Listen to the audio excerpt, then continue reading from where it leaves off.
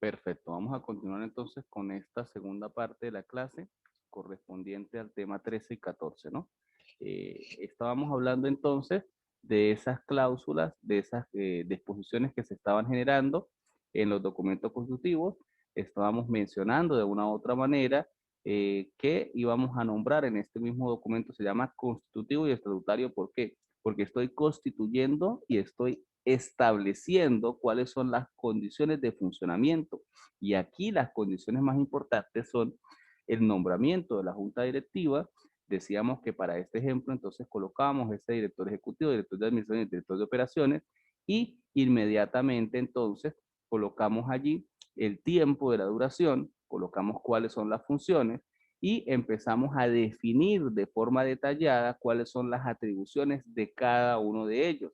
Y les estaba mencionando en el bloque anterior que de una u otra manera nosotros como profesionales participamos de forma directa en el proceso de la constitución y el funcionamiento de las organizaciones empresariales a través de distintas figuras como el comisario, como el factor mercantil o como esa condición que nosotros generalmente escuchamos, que es ser de una u otra forma administrador o gerente para lo que ustedes de una u otra forma se están formando.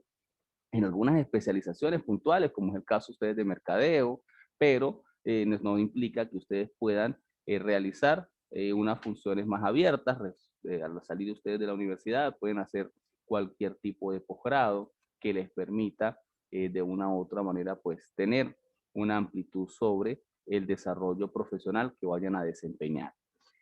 Esas atribuciones para este ejemplo que colocamos allí, colocan, por ejemplo, la primera, dirigir y vigilar la marcha de los negocios sociales y el funcionamiento de la empresa. La segunda, convocar asambleas ordinarias y extraordinarias. La tercera, representar la compañía. La cuarta, por ejemplo, la quinta, abrir, autorizar y movilizar cuentas bancarias. 6, gestionar y solicitar todo tipo de créditos.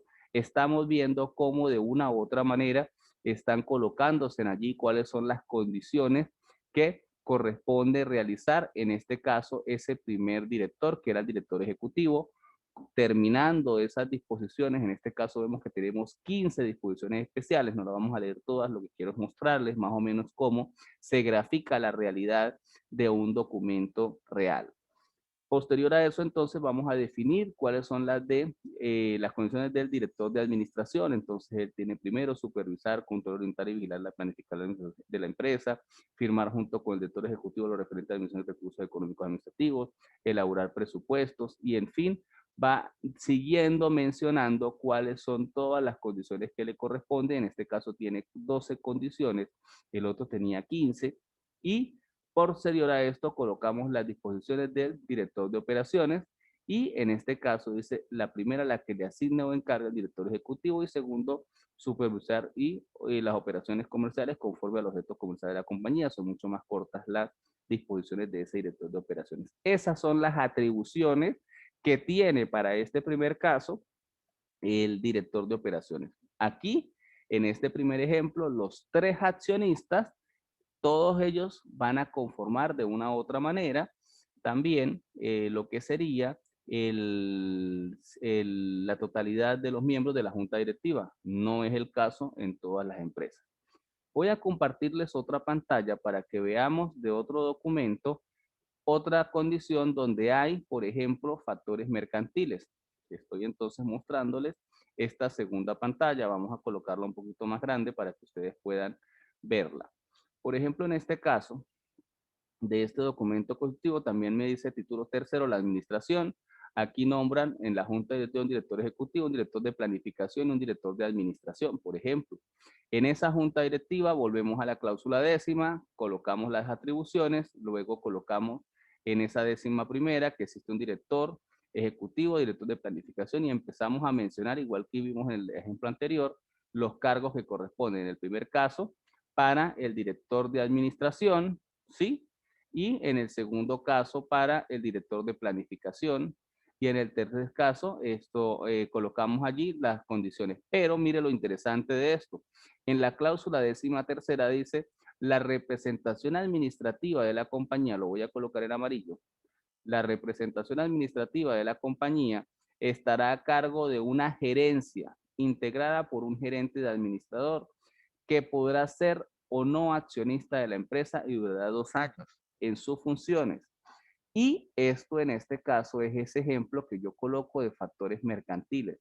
Eso significa que aparte de los directores que están nombrados en la cláusula anterior, que son 3, estos 3, adicionalmente a estos 3, yo voy a colocar un factor mercantil, una persona que no es accionista, pero que va a ser el gerente de esa empresa. Eso puede darse en algunas organizaciones empresariales. Cuando usted nombra un gerente que realmente tenga atribuciones, debe ser nombrado a través de un documento. Cuando nos referíamos entonces a esa persona, estamos hablando al factor mercantil, a ese gerente. Ve que el cargo es completamente diferente. Aquí dice que las atribuciones son cumplir las normas que rigen la empresa y las decisiones de la junta directiva. ¿Por qué? Porque tenemos que ver como una pirámide. ¿Quién está arriba? La asamblea de accionistas. ¿Quién está después de la asamblea de accionistas? La junta directiva. ¿Y quién está después de la junta directiva? Pues en este caso el factor mercantil, el gerente de administración. Él no se debe a la asamblea ordinaria como tal de todos los accionistas, sino se debe a la junta directiva. Y en este mismo documento, también así como se colocaron las funciones de la junta directiva, se van a colocar las funciones que ese gerente va a tener. Entonces tendrá las más amplias facultades de administración y gestión de áreas, siendo las siguientes. Primero, dirigir la vigilancia de los negocios y el funcionamiento de la empresa. Segundo, elaborar los presupuestos anuales. Tercero, representar la compañía en todo y cada uno de los actos, contratos, operaciones, negocios, cubrir contratos, comprar, vender, permutar, dar, recibir pago, grabar, arrendar, constituir sociedades, aceptar fianzas, prendas o cualquier derecho. 4, autorizar, movilizar cuenta bancaria. 5, gestionar todo tipo de créditos ante entidades financieras, fianzas, prendas. Sexto, nombrar, contratar, remover. Mire todas las atribuciones que tiene. En este caso, esto es un licenciado en administración como cualquiera de ustedes que va a ser profesional el día de mañana, que tendrá distintas atribuciones. En este caso, mire todas las atribuciones que se le daban en este documento. Ejecutar la plena representación de la compañía, tanto judicial como extrajudicialmente. ¿Por qué? Puede suceder que un trabajador, por ejemplo, demande a la compañía porque no le pagaron sus prestaciones sociales.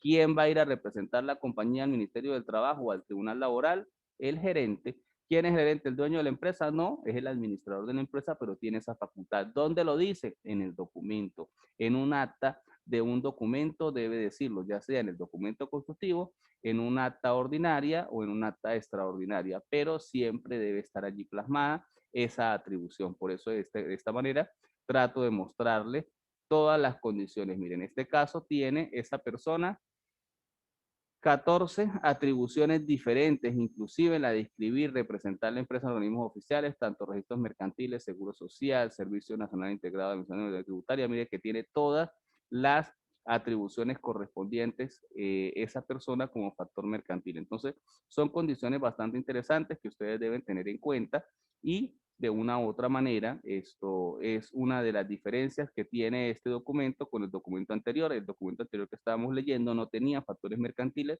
pero en este caso sí, por eso quise traerles entonces este documento para que lo verificaran. Voy a regresar entonces al documento de Digital Node que estábamos leyendo. Aquí solamente están la junta directiva y no hay operaciones comerciales. No sé si tienen alguna duda las personas que se encuentran en clase, de repente Bárbara, Carlos, Doriana, Carla, María, Oriana, Esli, si tienen alguna duda al respecto, con todo el gusto la hago saber. Me gusta a veces que participen. Estoy tratando de mostrarles distintos ejemplos para que ustedes vean cómo de una u otra forma está integrada la realidad de un documento constitutivo y cómo todo ese articulado y toda esa información que nosotros hemos visto en los temas anteriores ya se va viendo plasmada en un documento o espacio real legal. Terminada esa disposición del título tercero, pasamos al título cuarto que tiene que ver con las asambleas. ¿Qué hemos hecho hasta ahora? Nombramos cuál fue el capital, nombramos quiénes son las personas de la junta directiva. Ahora vamos a nombrar, en este caso, cuáles son ese tipo de asambleas. Esas asambleas son las que van a generarse después del documento constitutivo. Lo primero que se hace es constituir la empresa. Como decía anteriormente, esta es el acta de nacimiento, de aquí nace la organización empresarial, pero en lo sucesivo todas las decisiones que se realicen por parte de los accionistas se van a hacer a través de asambleas, asambleas ordinarias o asambleas extraordinarias. Voy a regresar entonces a la presentación inicial de la clase. Entonces veíamos aquí en esta lámina 18 que teníamos estas asambleas del tema de sociedades mercantiles. Las asambleas entonces son asambleas ordinarias y asambleas extraordinarias. En el documento constitutivo para este primer punto vamos a establecer esas condiciones. Vamos a establecer quiénes las pueden convocar. Ya habíamos visto entonces que en el documento constitutivo se establece que la junta directiva puede hacer la convocatoria a esas asambleas. Esas asambleas son ordinarias y extraordinarias porque las ordinarias son las asambleas que deben realizarse todos los años. El Código de Comercio dispone que todos los años nosotros debemos realizar asambleas. ¿Para qué? Para aprobar estados financieros. Eso estaba dispuesto también en esa resolución 019 y habíamos visto en esa resolución 019 que teníamos que presentar una serie de requisitos. ¿Cuáles son? Unos estados financieros. Los estados financieros están conformados por 4. ¿Quiénes son? El estado de situación financiera, que era lo que antes se llamaba balance general. Adicionalmente a eso, vamos a presentar el estado de resultados, que es el que me va a medir la utilidad o la pérdida del ejercicio.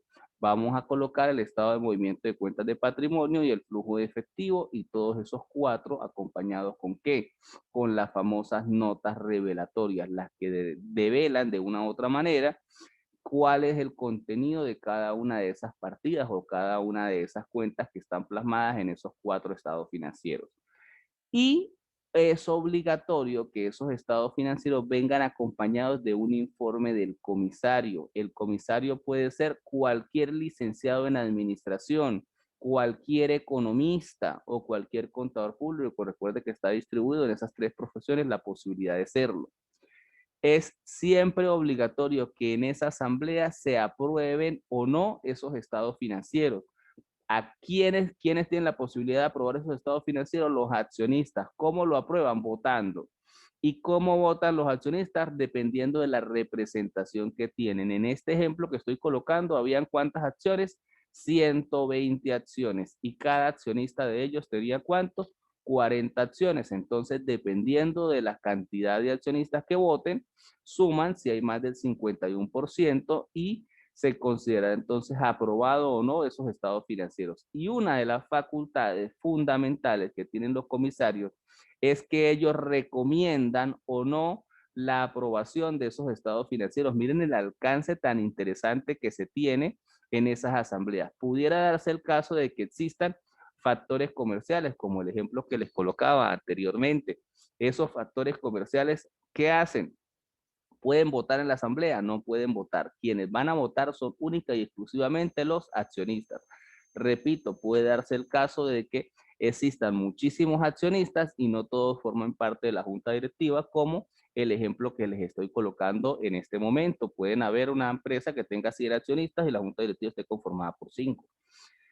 Esos 5 pueden convocar a la asamblea ordinaria o a la asamblea extraordinaria, pero esos 5 no votan sobre los estados financieros, votan los 100, todos los dueños de esa asamblea. Entonces allí es importante diferenciar esas asambleas. Esas asambleas ordinarias tienen ese fin, la aprobación de los estados financieros, es fundamental, pero no está limitado solamente a eso. Habíamos colocado en las disposiciones del documento constitutivo que esos cargos de junta directiva tenían 5 años, lo leyeron, o pueden tener 2 años, o pueden tener cualquier tiempo que sea establecido allí.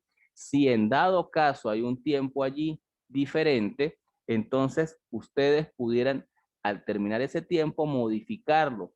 Si, por ejemplo, la empresa duraba 20 años, que fue el ejemplo que estábamos colocando, y llegamos al año 19, falta el momento para el año 20, nosotros en esa asamblea podemos disponer que se aumente eso a más de 20 años, o sea, que ya no sean 20, sino que sean 40, que sean 50, que sean 60 años la duración de la compañía.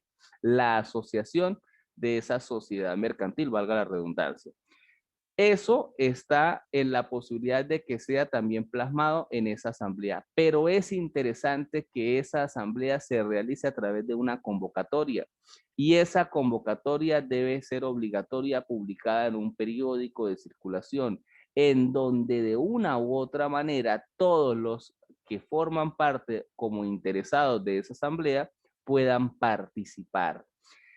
Esas personas deben entonces ser convocadas por la junta directiva. ¿Por qué? Si no fácil, entonces yo voy a convocar a los que me conviene que me aprueben los estados financieros y a los que no me conviene no. No, yo debo buscar la transparencia de que el 100% del capital social se encuentre en esa asamblea y dependiendo, por supuesto, de la cantidad de accionistas que participen, no en la cantidad solamente, sino en la proporción accionaria que cada uno de ellos tenga, y esté más del 51% de las personas en la convocatoria, se pueda o no considerar válida esa asamblea. Es posible que en algunos casos, algunas decisiones en asambleas ordinarias se consideren nulas porque no se dio el cumplimiento de la convocatoria. En esa convocatoria es obligatorio que se coloquen los puntos que van a tratarse. Si es una asamblea ordinaria, debe entonces colocarse como punto específico que en esa asamblea ordinaria debe estar plasmado la aprobación de los estados financieros. ¿De qué ejercicio económico? Del año 2020, del año 2019, del año 2018, del año 2021, en fin, dependiendo de lo que se vaya a tratar allí. Si hay que tratar un punto diferente, por lo menos el nombramiento de una nueva junta directiva, bueno, yo coloco allí ese punto. ¿Para qué? Para que ese accionista decida si está interesado en ir o no ir. Él decidirá si le conviene o no ir. Y es interesante que esa convocatoria tenga el quórum reglamentario. ¿Para qué? Para que se produzca de una u otra manera la posibilidad de que sea válida esa asamblea. ¿En dónde se procede a la anulación de una asamblea ordinaria o extraordinaria? En un tribunal con competencia mercantil. Cualquiera de las personas que sea parte de la condición de accionista y considere que no se dio la convocatoria de la forma correcta o no se dio el quórum de la forma correcta, puede en este caso solicitar impugnar de una u otra manera de esas decisiones que se hayan tomado en un momento determinado por parte de la asamblea. Entonces es interesante que de una u otra manera tengamos esa posibilidad de información, porque de una u otra forma es interesante tener estas condiciones claras. Voy a regresar nuevamente entonces a esas disposiciones para mostrarles más o menos esas disposiciones dentro de un ejemplo práctico como lo venimos señalando en esta condición. Entonces, título cuarto de las asambleas. Las asambleas de accionistas se reunirán en secciones todos los años dentro de los 90 días siguientes al término del ejercicio económico. Toda esta disposición siempre va a ser igual para todos los documentos. El Código de Comercio exige que de conformidad con el artículo 277, nosotros entonces tenemos que realizar 90 días después, o lo que serían 3 meses después, el procedimiento de convocatoria a las asambleas, ojo, ordinarias. En este caso, todas las que se deben realizar todos los años. Hay algo interesante con el tema de las asambleas. Las asambleas ordinarias, muchas veces las empresas por costumbre no las están realizando cada año y se acumulan. Entonces la junta directiva no convocó a la asamblea ordinaria en el año 2019, por ejemplo, y no la convocó en el año 20. Eso es un procedimiento inclusive demandable por la asamblea de accionistas. Si ven que no están convocando a las asambleas, significa que no están haciendo rendición de cuentas porque no están presentando los estados financieros. Eso quiere decir que cualquiera de esos accionistas puede impugnar en un tribunal la posibilidad entonces de que se realice de forma correcta también esa asamblea que corresponde de conformidad con el artículo 274 del Código de Comercio, en donde menciona de forma clara e inequívoca que la Asamblea Ordinaria debe reunirse una vez al año por lo menos en la fecha que determinen o en la fecha que determinen los estatutos. Podría entonces colocarse alguna disposición especial. En este caso también debe entonces disponerse que esa publicación o esa convocatoria que tiene que ser clara con todos los puntos correspondientes, tiene que hacerse con un tiempo de anticipación. No es que yo la voy a publicar de hoy para hoy. No, tiene que publicarse con un tiempo de anticipación. El artículo 275 es fundamental con el tema de las asambleas ordinarias. Me refiero, por supuesto, al Código de Comercio, porque aquí va a colocar esos puntos necesarios y obligatorios que siempre van a tener esas asambleas ordinarias. Primero, como les he dicho, la aprobación de los estados financieros, el nombramiento de los administradores. ¿Quiénes son ellos? Los factores mercantiles. Pueden modificarlos, cambiarlos en un momento determinado. Puede ser una empresa que tenga varios domicilios fiscales, un domicilio principal y distintas sucursales, y en cada sucursal se le vaya a nombrar un administrador, o uno de los administradores renunció y hay que nombrar a otro. Bueno, esas disposiciones pueden considerarse dentro de las asambleas ordinarias. La asamblea ordinaria también puede nombrar a los comisarios. ¿Quiénes son los comisarios? Cualquier contador público, economista o licenciado en administración, vuelvo y repito, que vaya a realizar esa figura conforme al mismo Código de Comercio. También puede fijar la retribución de los administradores y de los comisarios. Eso es fundamental. Todo eso se plasma en ese artículo 275. Y cualquier otra cosa que considere de importancia que pueda ser planteada en esa asamblea ordinaria. Lo que sí es importante es que para que sea válido ese cualquier otro punto, debe estar plasmado en la convocatoria. Ojo, si no está en esa convocatoria con ese tiempo suficiente de los 5 días de anticipación, sencillamente es inválido ese punto. O sea que pudiera invalidarse una asamblea en la totalidad o parcialmente. Eso es fundamental para que ustedes lo conozcan. ¿Por qué es interesante esto en el derecho mercantil y en el enfoque de la carrera que ustedes están desarrollando? Porque ustedes deben saber cómo funcionan las instituciones mercantiles, las sociedades mercantiles. Ustedes van a ser licenciados en Administración y Mercadeo, ajá. Van a trabajar en sociedades mercantiles, pero deben conocer cómo funcionan, cuáles son las condiciones especiales desde el contexto de la legalidad, desde el contexto de la realidad jurídica, desde el contexto de esas atribuciones reales que se confieren, donde hablamos entonces de lo que es esa personalidad jurídica. Tenemos también otro tipo de asambleas que son las asambleas extraordinarias. Las asambleas extraordinarias pueden realizarse en cualquier circunstancia, en cualquier momento. Obviamente también debe colocarse una convocatoria para ese fin. Por ejemplo, renunció el factor comercial. No eran en los 90 días después del cierre del ejercicio, sino que era un momento distinto, en abril, en mayo. Hay que realizar el nombramiento de alguien. ¿Qué se debe hacer? Convocar entonces a una asamblea extraordinaria. Se murió el comisario, hay que nombrar a otro. Hay que hacerlo ¿cómo? Con una asamblea extraordinaria. Se decidió que el alquiler del local comercial está muy costoso y vamos entonces a eh, mudarnos. Hay que cambiar entonces el domicilio. Eso se puede hacer a través de una asamblea extraordinaria. Se decidió aperturar una nueva sucursal, se puede hacer a través de una asamblea extraordinaria. Lo que quiero mostrarles es, existen solo esos dos tipos de asambleas, las ordinarias, que son obligatorias todos los años, y las asambleas extraordinarias que se pueden dar en cualquier momento, pero en cualquiera de los casos, siempre esto es interesante que se realice la convocatoria. El artículo 276 del Código de Comercio se refiere siempre o precisa lo que son las asambleas extraordinarias y ahí menciona que deben reunirse siempre que sea de interés de la compañía y cuando la reunión no asistiera a un número suficiente de los accionistas, siempre debe realizarse una segunda convocatoria con 5 días de anticipación por lo menos y con expresión del motivo de ella. Debe entonces colocarse en esa convocatoria a qué se refiere eso para que los asambleístas, que en este caso son los accionistas, decidan si es de su interés participar o no en esa asamblea como tal.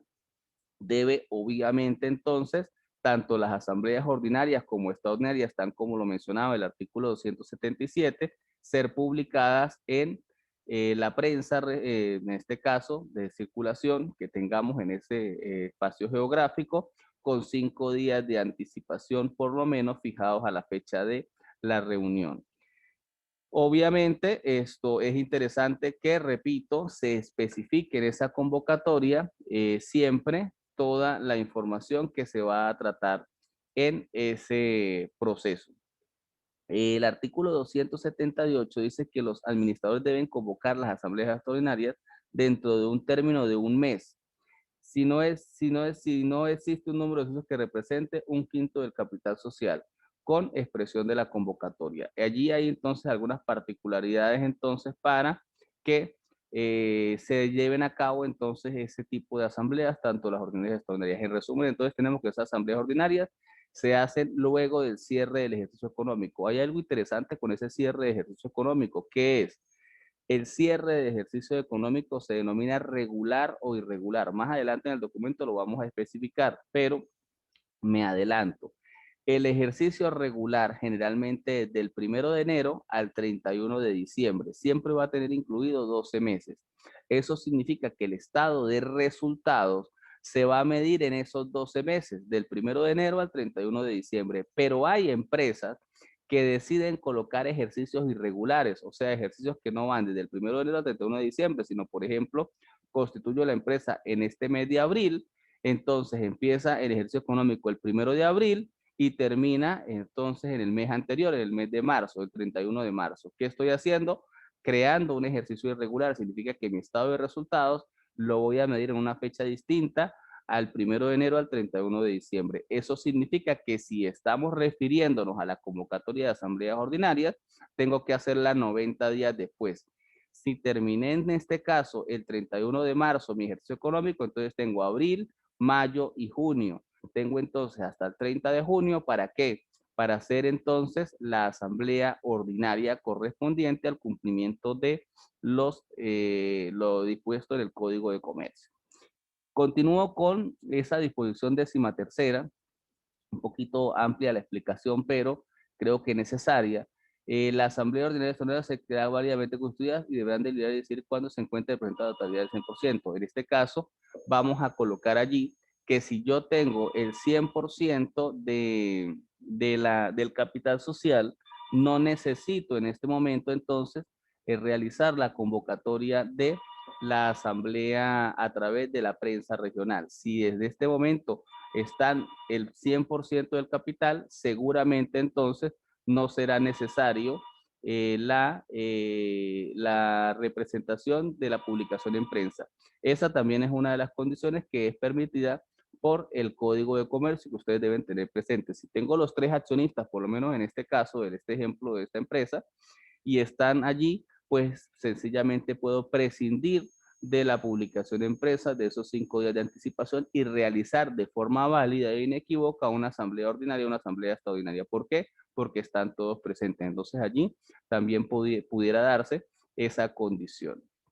La disposición 14ª me habla que la asamblea ordinaria tendrá las siguientes atribuciones. Allí está hablando de las atribuciones. Yo ya estaba especificando que esas atribuciones están plasmadas en el artículo 275, pero en este caso, como son estatutos, lo que estoy creando, yo puedo entonces allí crear todo lo que considero. Generalmente siempre se coloca lo mismo que aparece en el Código de Comercio y allí entonces nombrar a los miembros de la Junta Directiva y al comisario, considerar aprobar o improbar el balance general del estado de ganancias y pérdidas, con vista al informe del comisario, nombrar al comisario, fijar su remuneración y considerar remover o cualquier otro asunto que fuere especialmente sometido. Allí pues obviamente se va a hacer esa definición especial de los puntos que se consideran dentro del contexto de esas asambleas ordinarias.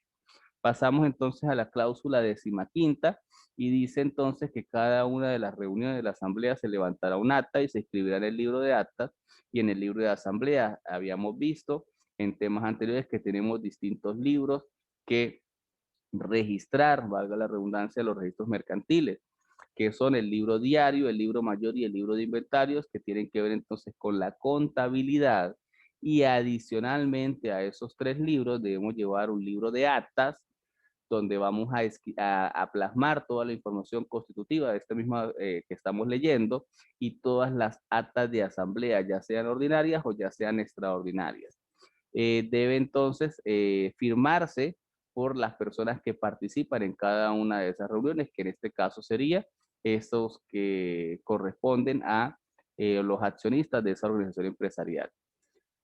La condición 16ª habla de la Asamblea Extraordinaria que se convoca a tal efecto como lo establece el artículo 277 del Código de Comercio. Significa entonces que tiene que ver con el cumplimiento de la publicación en prensa. Ya mencionaba entonces que esa publicación en prensa probablemente pueda realizarse o pueda relajarse si se encuentra el 100% de el capital social. Quedamos entonces para ver el título quinto que habla del ejercicio económico y las reservas. Sin embargo, vamos entonces a dejar la clase hasta acá, hasta esta segunda parte. Ya obviamente me está saliendo allí el avisito de el tiempo de la clase. No quiero cargarlos con clases. Mañana entonces continuamos con esta segunda parte a partir de este título quinto. Y me interesa que si llegan a existir dudas o a surgir dudas, recuerden que tienen ustedes la presentación de la actividad, pues de una u otra manera lo especifiquen, ya lo pueden hacer a través del grupo de Telegram si es posterior al término de la clase. De verdad que le agradezco muchísimo a las personas que el día de hoy también se conectaron a la clase, sobre todo a Bárbara, a Carlos, a Doriana, a Hernán, a María Murillo, Maylin Díaz, Oriana, Elsie, Irilis y Chicana Urbina. Perdón, discúlpeme que no les supe leer el nombre correctamente al primer momento. De verdad que agradecidos por su participación. Espero que les agrade la actividad. Vuelvo y repito, la idea es un aprendizaje continuo y significativo sobre lo que es el derecho y legislación mercantil y sobre todo porque este tipo de información es fundamental para el ejercicio profesional de ustedes el día de mañana. Que pasen entonces un feliz día y quedamos entonces atentos a la clase del día de mañana. Feliz día.